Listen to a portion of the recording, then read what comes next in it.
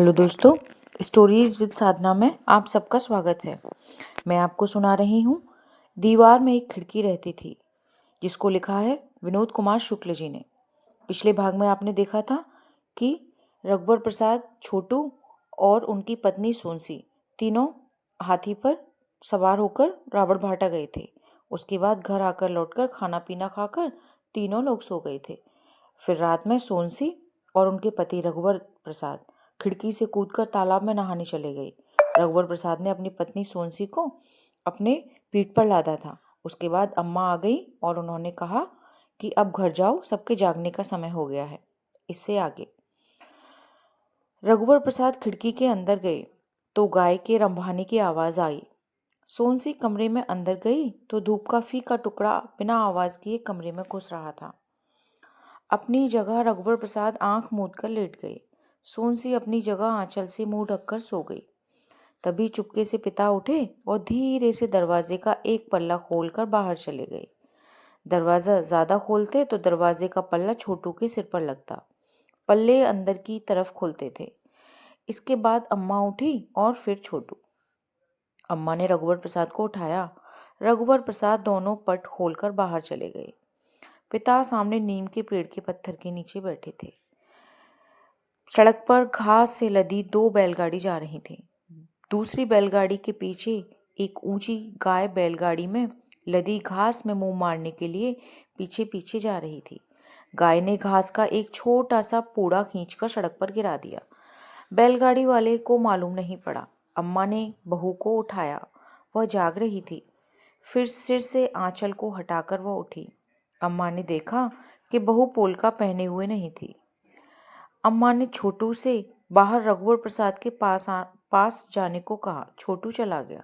बहू पोलका नहीं पहनी? अम्मा ने पूछा। सुनते ही वह आंचल से कंधा ढांकते हुए खिड़की से कूदने को ही तो अम्मा ने रोका। दूसरा पोलका पहन ले, रघुवर से बोल दे, वो उठा लाएगा, कहकर अम्मा बाहर आई।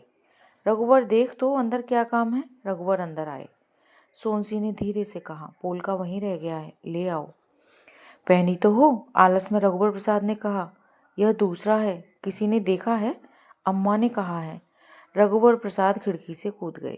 बूढ़ी अम्मा बैठे बैठे सींक की झाड़ू से सामने बुहार रही थी। एक हाथ थक जाता तो दूसरे हाथ से बुहारती। रघुवर प्रसाद ने भागते हुए कुछ नहीं कहा, पर बूढ़ी अम्मा ने सुना कि रघुवर प्रसाद ने कहा, बूढ़ी अम्मा बहुत मेहनत करती हो। लौटते समय रघुवर प्रसाद ने कहा, बूढ़ी अम्मा मैंने अभी तक चाय नहीं पी। बूढ़ी अम्मा ने सुना रघुवर प्रसाद ने कहा है, घंटे 2 घंटे के लिए सोनसी को काम करने के लिए बुला लिया करो। इतने में रघुवर प्रसाद ने देखा कि पोलका के बदले हुए तालाब से कमल का फूल तोड़ लाए हैं। पलटकर दौड़ते दौड़ते उन्होंने टीले के पास जाकर देखा। वहां भी बूढ़ी अम्मा पेड़ों के नीचे की एक बहुत छोटी जगह बैठे बैठे बुहार रही थी। रघुवर प्रसाद ने कहा, बूढ़ी अम्मा क्या जंगल पूरा बुहारती हो? बूढ़ी अम्मा ने सुना कि रघुवर प्रसाद ने कहा, पूरी दुनिया बुहारती हो। मैं बहुत बूढ़ी हूँ, बूढ़ी अम्मा ने कहा। रघुवर प्रसाद ने सुना, हाँ। रघुवर प्रसाद ने चुपकर खिड़की से देखा कि पिता झोले से मुर्रा निकालकर थाली में रख रहे थे। अम्मा ने रघुवर प्रसाद को खिड़की के पास देख लिया था। रघुवर प्रसाद पिता के कारण अंदर नहीं घुस रहे थे। तुम थोड़ा बाहर जाओगे? अम्मा ने कहा। क्यों? नमक, मिर्च और सरसों का तेल ला देना। अम्मा पिता के पास गई और मुर्रा की थाली खींचते हुए धीरे से कहा, काहे मेहरापा करते हो? पिताजी बेमन से उठे और खिड़की के पास जाकर रघुवर प्रसाद दिखा। वहाँ क्या कर रहा है?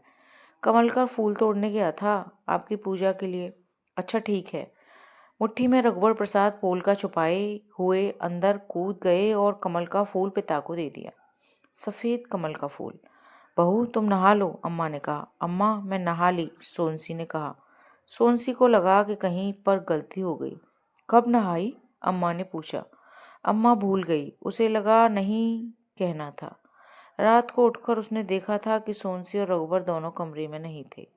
दरवाज़ा अंदर से बंद था। खिड़की से गए होंगे। पहले तालाब में नहाई थी। मैं सोची कि सुबह हो गई है। नहाने के बाद भी सुबह नहीं हुई तो फिर लेट गई।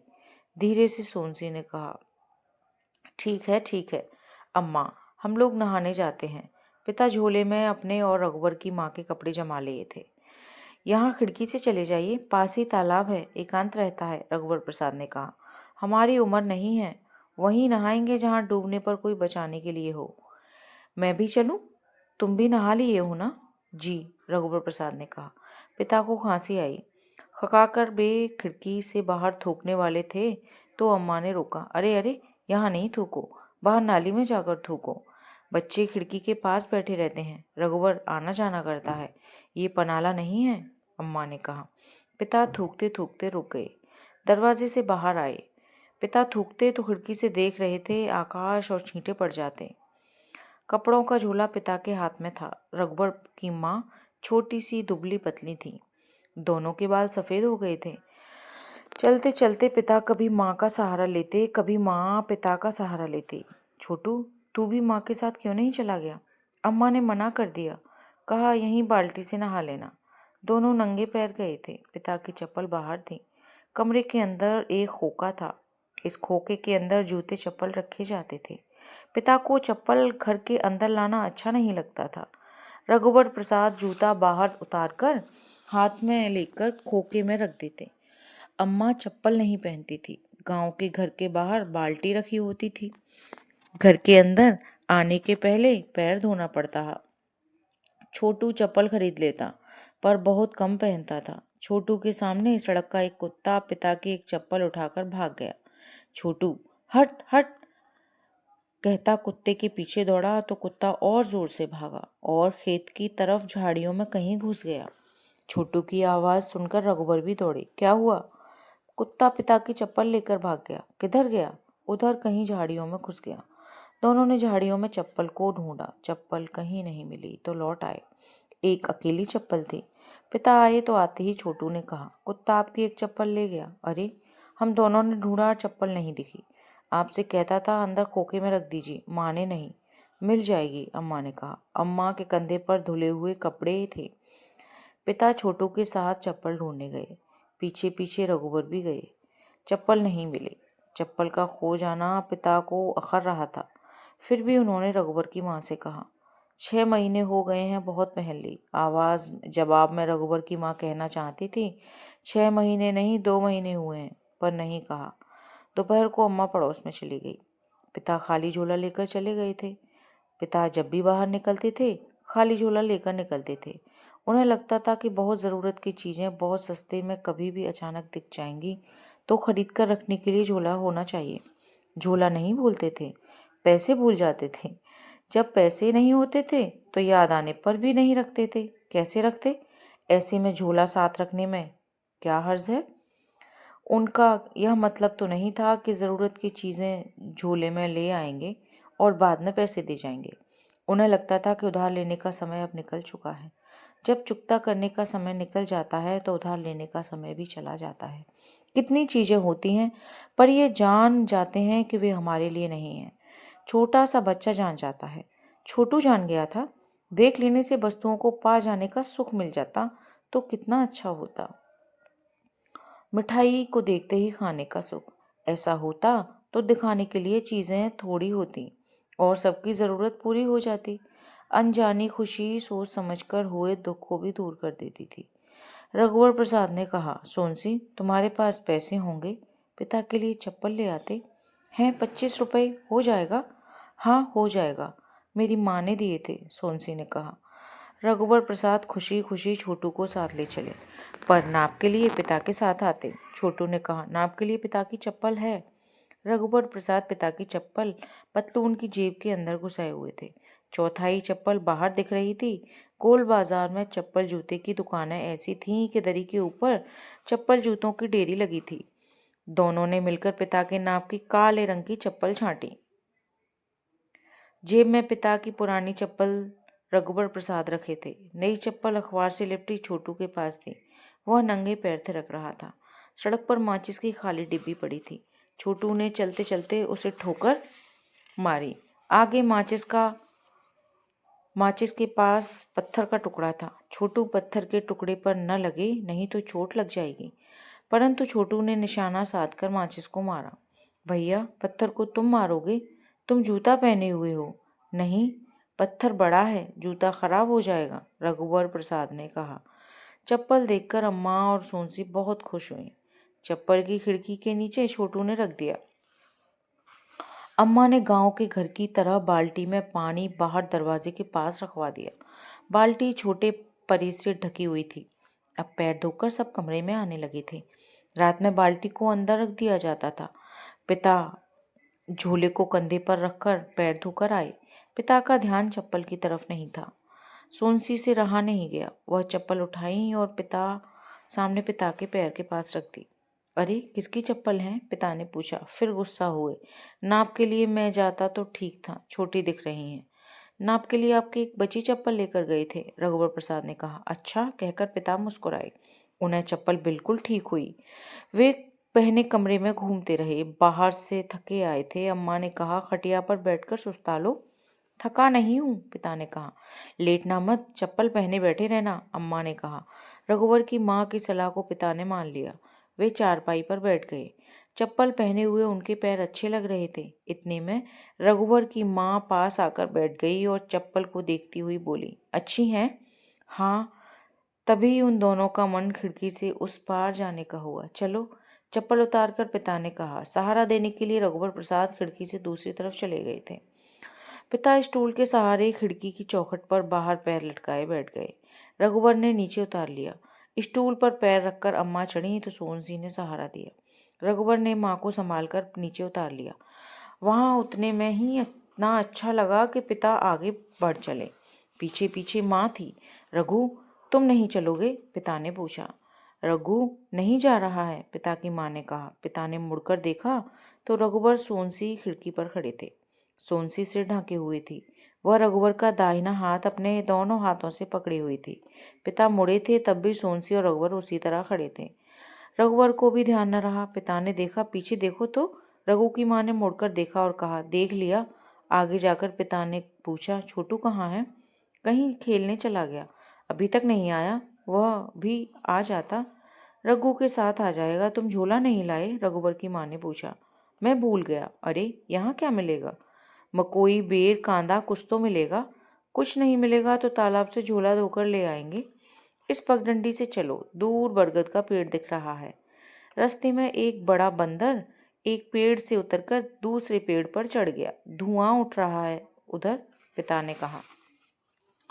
बूढ़ी अम्मा रात के खाने की तैयारी कर रही होगी। अभी तो सूरज भी नहीं ढला। उजाले उजाले काम करने में सब अच्छा लगता है। हाँ, बूढ़ी अम्मा की झोपड़ी दिखी। जब वे वहां पहुंचे तो एक बंदरिया पेट में बच्चा चिपकाए अचानक कूदते हुए बरगद के पेड़ पर चढ़ गई। अभी डूबते प्रकाश सूर्य का प्रकाश हो रहा था। इधर सूर्य इस तरह डूब रहा था जैसे यह पश्चिम की जगह है। पूरा पश्चिमी डूबते सूर्य से हल्का लाल प्रकाशित हो रहा था। डूबते सूर्य का प्रकाश इतना था कि सूर्य यहीं कहीं पास में डूब रहा था और उसका डूबना बहुत देर से डूबना था। सूर्य का डूबना ठहरा हुआ था, डूबना था। आसपास और दूर दूर से पक्षी इधर के पेड़ों की तरफ लौट रहे थे। यह पूरी जगह अभी बसेरी की जगह में बदल दी थी और यहाँ जीवन इतना अच्छा लग रहा है कि लगता है बहुत जी गए और मृत्यु यहाँ से बहुत समीप है, पिता ने कहा। इतना अच्छा कि बहुत जीने के बाद भी बचा हुआ है। मृत्यु यहाँ से पास हो परंतु वहां तक पहुँचने में बहुत देर लगेगी। ठीक कहती हो, देर का जीवन बचा है। क्या हम यहाँ से मृत्यु को देख सकते हैं? बचे जीवन को देख लेने के बाद फुर्सत मिलेगी तब। जीवित आंख से मृत्यु नहीं, जीवन दिखाई देता है। हाँ, उनकी आवाज़ सुनकर बूढ़ी अम्मा बाहर आ गई थी। हवन के धुएं की गंध आ रही थी। बूढ़ी अम्मा ने दोनों को देखते ही जीते रहो कहा। छोटू नहीं आया? बूढ़ी अम्मा ने पूछा। नहीं आया। बूढ़ी अम्मा ने दोनों के लिए चाय बनाई। रघु की माँ ने सहायता की। चाय जल्दी बन गई थी। चाय पीकर दोनों पगडंडी पगडंडी घूमते रहे। थोड़ी देर तक उनके आगे आगे एक बंदर पूंछ उठाए दौड़ रहा था, फिर कहीं चला गया।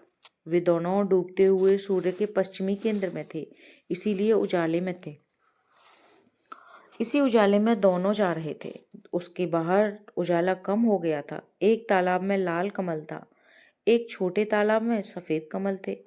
पिता छोटे तालाब के अंदर घुसे और दो कमल के फूल तोड़े। तुम भी तोड़ लो। नहीं, मुझसे नहीं बनेगा, तोड़ो इसे, यह पास है। रघु की माँ अंदर घुसी और उसने भी एक फूल तोड़ा। दोनों टीले पर चढ़ गए। पत्तों के ढेर के पास रघु की माँ को सोनसी की एक पैर पट्टी मिली।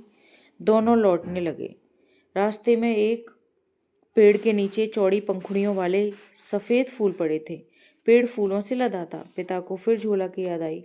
झोला होता तो झोले में फूल भर लेते। याद दिलाई तो थी, याद करने के बाद फिर भूल गए। रघुवर की माँ के मन में आया कि वह एक फूल चोटी में खोस लेती, पर नहीं खोसी। पिता के मन में आया कि रघुवर की माँ की चोटी में वे फूल खोस देते, पर नहीं खोसे। पेड़ के नीचे जब ये आगे बढ़े तो फूलों की सुगंध इनके साथ हो गई, पर इनको पता नहीं था। पहले एक फूल की सुगंध इनके साथ हुई, फिर बहुत से फूलों की सुगंध इनके साथ हो गई। सूर्य के डूबने का पश्चिमी केंद्र उनके साथ साथ जा रहा था, इसीलिए उनके साथ संध्या का उजाला था। वे दोनों खिड़की के पास गए तो देखा कि रघु किताब पढ़ रहा था। छोटू भाभी के पास बोरे पर लेटा हुआ था। वह अपनी पेटी खोलकर कुछ उठाना धरना चाह रहा था। इतने में सबने एक साथ खिड़की की तरह देखा। शायद आहट आई थी, पर दोनों चुपचाप आए थे।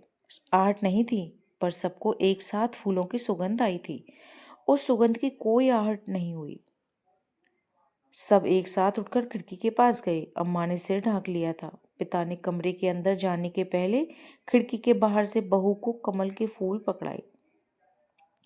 सोनसी को लगा कि अम्मा ने फूलों में कुछ खोसा है, चोटी में फूल खोसा है। अम्मा सिर को ढांके हुई थी, इसीलिए पता नहीं चला। कमरे के अंदर आकर पिता ने नई चप्पल पहनकर खड़े हो गए। अम्मा ने चुपके से सोनसी के हाथ में कुछ पकड़ाया। सोनसी ने देखा, उसकी पैर पट्टी थी। वह टीले पर भूल आई थी। रघुवर प्रसाद ने अम्मा को पैर पट्टी देते हुए देख लिया था। वह बहुत फूलों की गंध के बाद एक आखिरी फूल की सुगंध अम्मा के पास बच गई थी। उस फूल की गंध को अम्मा के पास से चले जाने की याद नहीं थी। अम्मा, पिता और छोटू को गए हुए 2 दिन हो गए। छोटू का रुकने का मन था, पर पिता का मन छोटू को साथ ले जाने का था। सुबह जाते समय पिता टट्टी का ताला अपने साथ ले जाना चाहते थे, पर रघु की माँ ने मना कर दिया था। जब बहू ने अम्मा के पैर छुए तब अम्मा ने अपने कान से सोने की एक छोटी फुल्ली उतारी और कहा, बहू, इसे तू रख ले, एक कान में पहन लेना, दूसरे कान का छोटू की दुल्हन के लिए है। जाने का मन न हो तो तुम रुक जाओ, रघुवर के पिता ने कहा। चलो, अम्मा ने कहा। छोटू ने भैया भाभी के पैर छुए। रघुवर ने पिता और अम्मा के, सोनसी ने पिता और अम्मा के दोबारा पैर छुए। बस के जाने के बाद भी रघुवर प्रसाद वहीं आसपास घूमते रहे। फिर थोड़ी देर बाद घर आए। सोनसी, तुम अम्मा की फुल्ली कान में पहनी हो? नहीं, सोनसी के कानों में चांदी की गोल बाली थी। उसने एक बाली उतारी और सोने की फुल्ली पहनी। इसको रख दूं? उसने उतारी हुई चांदी की बाली को दिखाते हुए पूछा। दूसरे कान में इसको भी पहन लो। 2 चांदी की बाली एक साथ? हाँ, एक साथ। एक में 2 चांदी की बाली और दूसरे में अम्मा की सोने की फुल्ली। पैर पट्टी पहन ली? हाँ। सोनसी ने रघुवर प्रसाद को अपने दोनों पैर दिखाए। खिड़की की चौखट पर एक सांवली लड़की खड़ी थी। वह दोनों हाथों में चौखट पकड़े हुए खड़ी थी। वह तैयार होकर आई थी। चौखट पर उसके दोनों हाथों की एक एक छोटी उंगलियों में नेल पॉलिश थी। सोनसी उसके पास आई। अंदर आओगी? नहीं, उसने शर्माकर कहा। अच्छा, रुकना, सोनसी ने कहा। सोनसी ने अपनी पेटी खोली। एक पुराने टिन के डिब्बे में नेल पॉलिश, बालों की क्लिप, बिंदी, रबर बैंड और एक जोड़ी नया लाल फीता निकाला। सोनसी नेल पॉलिश की शीशी लेकर खिड़की के पास आई। घुटने के बल वह बैठ गई। हाथ हिलाना मत, मैं तुम्हारी सब उंगलियों में नेल पॉलिश लगा दूंगी। पर लड़की उचक उचक कर अपनी उंगलियों में नेल पॉलिश लगाना चाहती थी।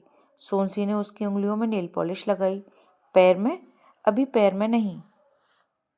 खिड़की की तरफ दोनों ने आड़ के लिए खड़ी खटिया को घुमाया। खटिया पर उन्होंने तहाया हुआ बिस्तर रख दिया था।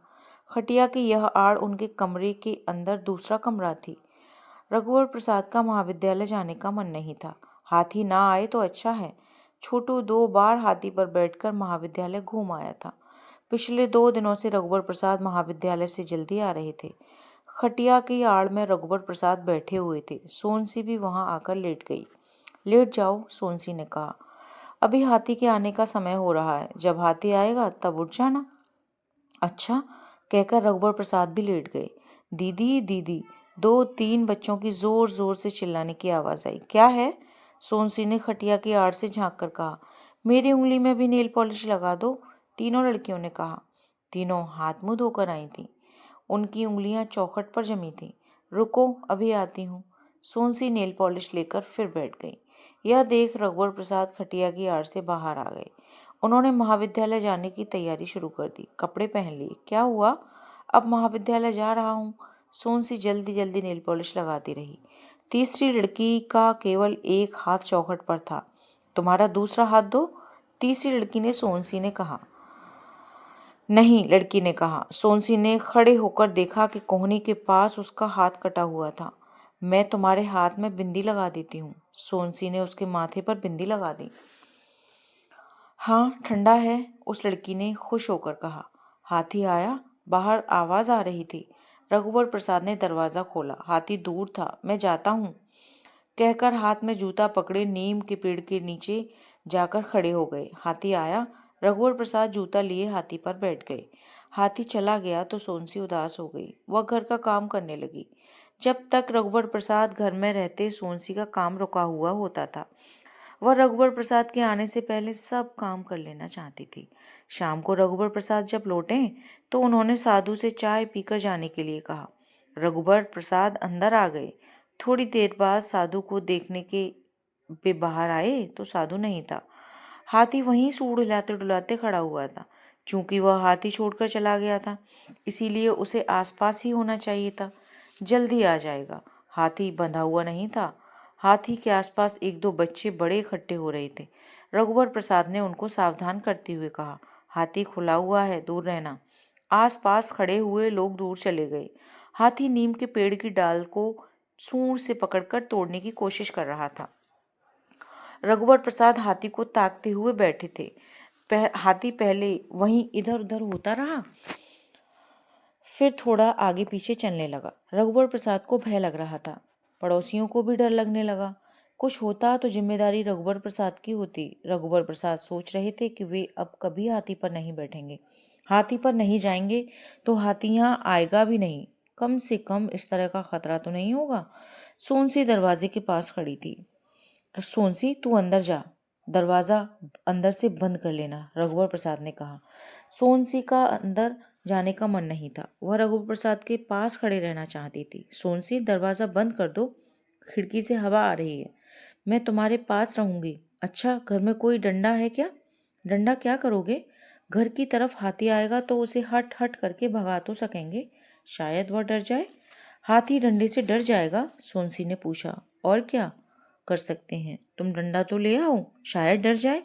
छोटू के खेलने का एक डंडा पड़ा था, उसे लेकर वह आ गई। यही है, और बड़ा नहीं था? नहीं, यही है। ठीक है, इसी से काम चलाएंगे। तुम जाकर आसपास देखो, साधु कहीं बैठा होगा। कहीं अचानक चला तो नहीं गया? यह धोखा देकर जाना हुआ। अचानक धोखा देकर? पत्नी ने कहा। तुम दरवाजा बंद कर लोगी? हाँ, मैं दरवाजा बंद कर लूंगी। रघुवर प्रसाद साधु को देखने गए। पत्नी दरवाजा बंद कर बाहर आ गई। वह रघुवर प्रसाद को देख रही थी। रघुवर को जाते हुए हाथी ने भी देखा। हाथी रघुवर प्रसाद के पीछे पीछे जाने लगा। इतने दिनों में हाथी रघुवर प्रसाद को पहचानने लगा था। रघुवर प्रसाद को सावधान करने सोनसी दौड़ने लगी। हाथी धीरे धीरे जा रहा था। हाथी के पीछे जाती हुई एक भीड़ डरकर रुक गई। सोनसी रघुवर के पास आ पहुंची। उसने कहा, तुम्हारे पीछे पीछे हाथी आ रहा है। सोनसी प्रसाद को भींचकर अदृश्य कर देना चाहती थी। क्या हुआ? चौंककर रघुवर प्रसाद ने सोनसी से पूछा। तुम्हारे पीछे हाथी आ रहा है। सोनसी ने रघुवर प्रसाद को पकड़े हुए कहा। वह तो आ गया। सोनसी के माथे की लट को हटाते हुए रघुवर प्रसाद ने कहा। सोनसी को लिपटाते हुए वे बह रहे थे।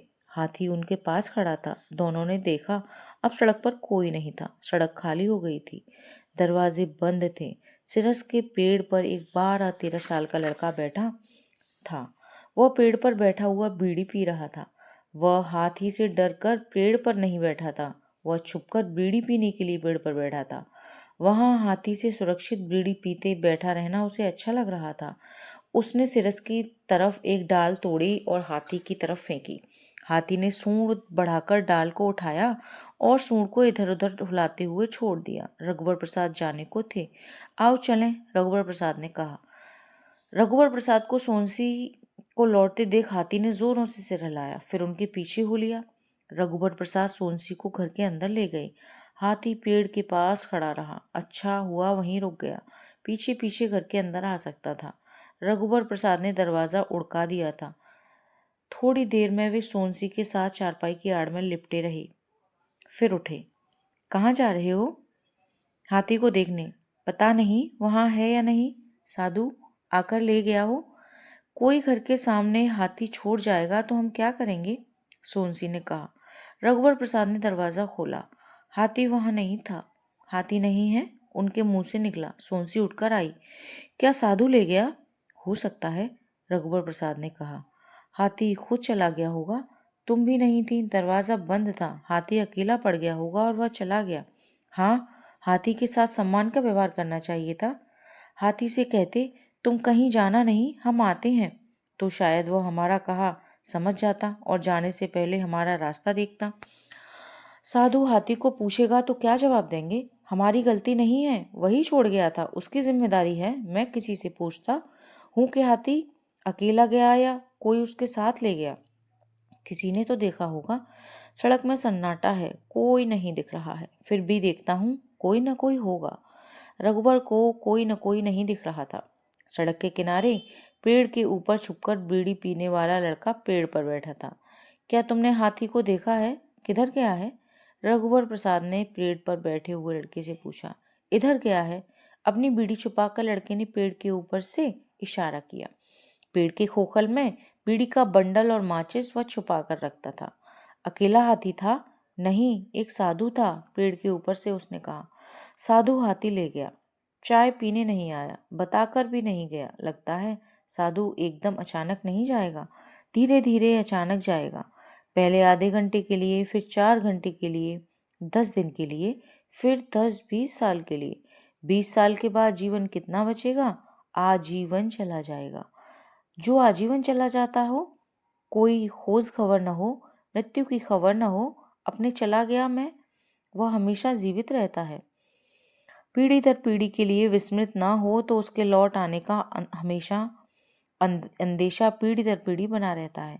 जैसे ही यह मालूम होता होगा कि वह मर गया, वैसे ही उसके लौटने की अनंत काल की प्रतीक्षा समाप्त हो जाती होगी। सड़क पर इक्का दुक्का आदमी अब दिखाई देने लगे थे। एक साइकिल दिखी, फिर धीरे धीरे चलती हुई बैलगाड़ी आई। आने जाने का जो दृश्य रुका हुआ था वह फिर से शुरू हो गया। यह आने जाने के दृश्य की शुरुआत थी। 2-1 लोग ही आते जाते दिख रहे थे। यह शुरुआत बहुत देर तक शुरुआत बनी रही, जबकि एक स्वतंत्र हुआ हाथी अंकुश से दूर बहुत देर तक काबू में आ चुका था। जब स्वतंत्र था तब हाथी अपने पालतूपन में अकेला हो गया था। इस बस्ती में वह एक सीधा साधा विशाल शाकाहारी प्राणी था। वह इतना सीधा साधा था कि जितना एक हिरण जंगल में हो सकता था। दोस्तों, ये कहानी यहीं पर ख़त्म होती है। इसके अगले भाग में कहानी आगे शुरू होगी। आपको कहानी कैसी लगी कमेंट करके ज़रूर बताइए, और अच्छी लग रही है तो प्लीज़ चैनल को सब्सक्राइब करिए और लाइक करिए। धन्यवाद।